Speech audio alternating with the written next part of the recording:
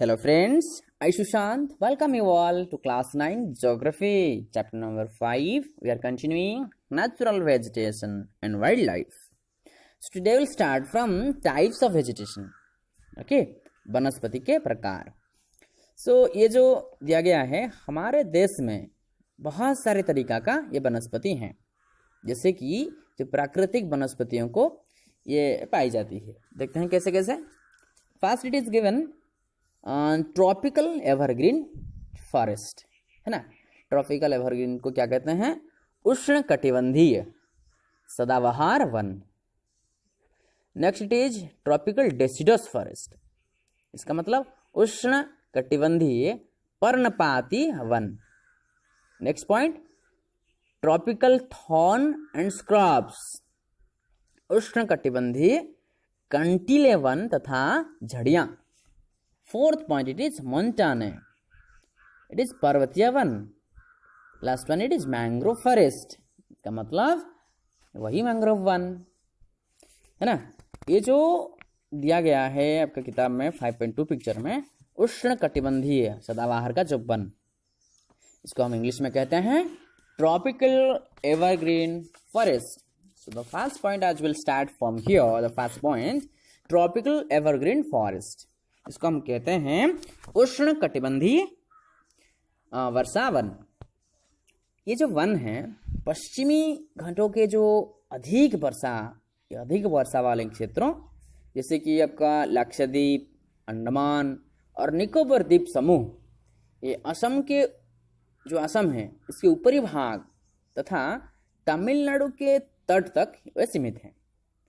ये उन क्षेत्रों में भली भांति विकसित है जहां 200 सेंटीमीटर से अधिक वर्षा के साथ एक थोड़े समय के लिए शुष्क ऋतु पाई जाती है. इन वनों में वृक्ष 60 मीटर या इससे अधिक ऊंचाई तक पहुंचते हैं. 60 मीटर, सोच रहे हो कितना बड़ा. चूंकि ये क्षेत्र वर्ष भर गर्म तथा आर्द्र रहते हैं, अतः यहाँ हर प्रकार की वनस्पति, वृक्ष, ये जो लताएं ये उगती हैं और वनों में इनकी विभिन्न ऊंचाइयों से कई स्तर देखने को मिलता है. वृक्षों में जो पतझड़ होने के कोई निश्चित समय नहीं होता, जो पत्ता गिरता है, अतः यह जो वन है साल भर हरे भरे लगते हैं.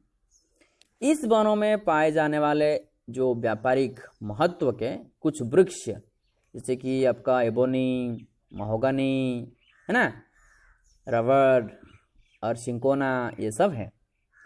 इस वनों में सामान्य रूप से जो पाए जाने वाले जानवर, जैसे कि हाथी, बंदर, ये सब, हिरण, ये सब हैं. एक सींग वाले जो गंडे असम और पश्चिमी बंगाल के दलदली क्षेत्र में मिलते हैं. इसके अतिरिक्त इन जंगलों में कई प्रकार के पक्षी, है ना, ये जो चमगादड़ तथा कई रंगने वाले जीव भी पाए जाते हैं. Next point tropical deciduous forest, उष्ण कटिबंधीय पर्णपाती वन. ये भारत में सबसे बड़े क्षेत्र में फैले हुए वन हैं. इन्हें मानसूनी वन भी कहते हैं और ये उन क्षेत्रों में विस्तृत है जहां 70 सेंटीमीटर से 200 सेंटीमीटर तक वर्षा होती है. इस प्रकार के वनों में वृक्ष शुष्क ग्रीष्म ऋतु में 6 से 8 सप्ताह के लिए अपनी पत्तियां गिरा देते हैं. जल की उपलब्धि के आधार पर इन वनों को आर्द्र तथा शुष्क पर्णपाती वनों में विभाजित किया जाता है.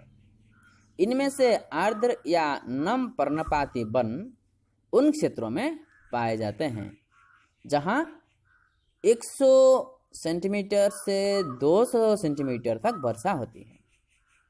अतः ऐसे वन देश के पूर्वी भागों, उत्तरी पूर्व राज्यों, हिमालय के गिरिपथ प्रदेशों, झारखंड, पश्चिमी ओडिशा, छत्तीसगढ़ तथा पश्चिमी घाटों के जो पूर्वी ढालों में पाए जाते हैं.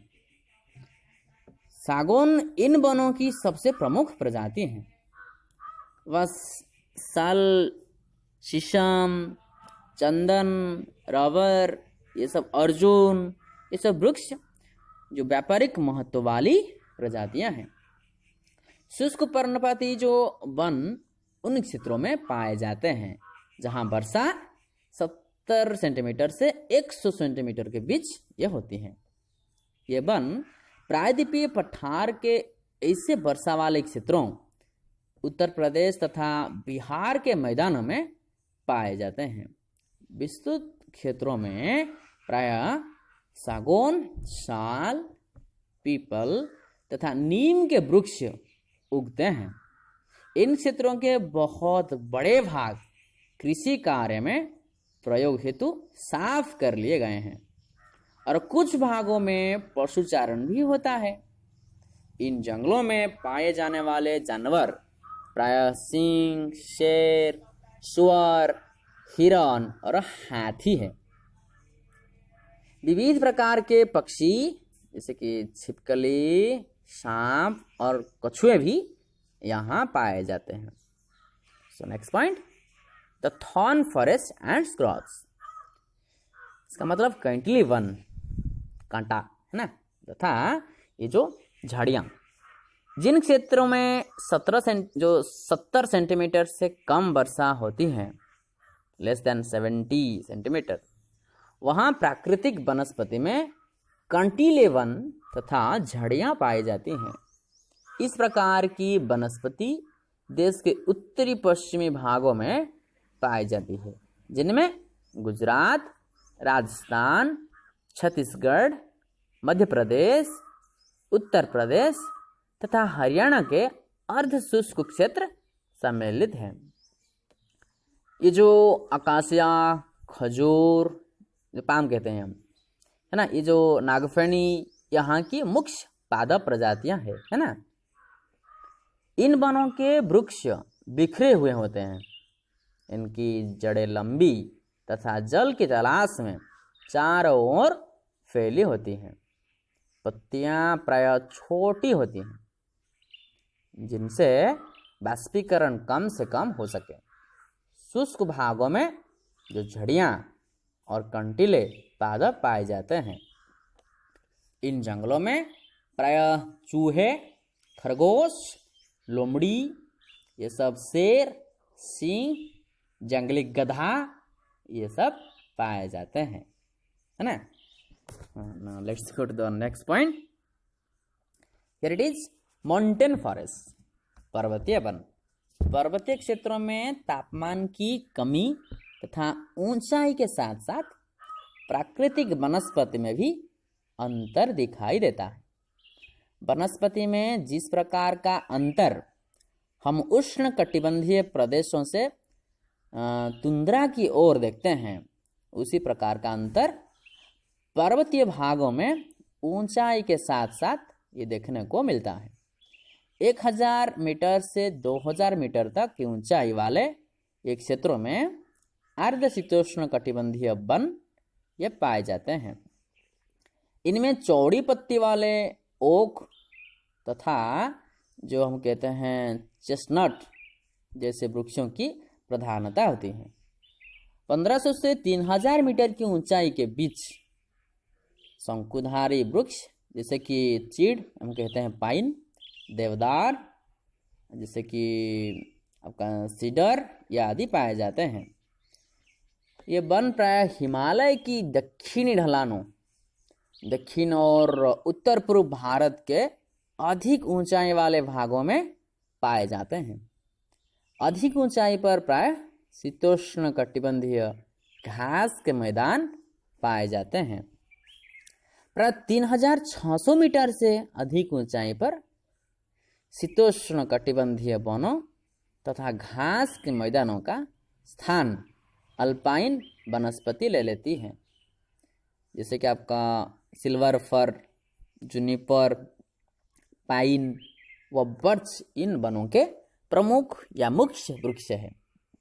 जैसे जैसे हिमरेखा के निकट पहुंचते हैं, इन वृक्षों के आकार छोटे होने जाते हैं।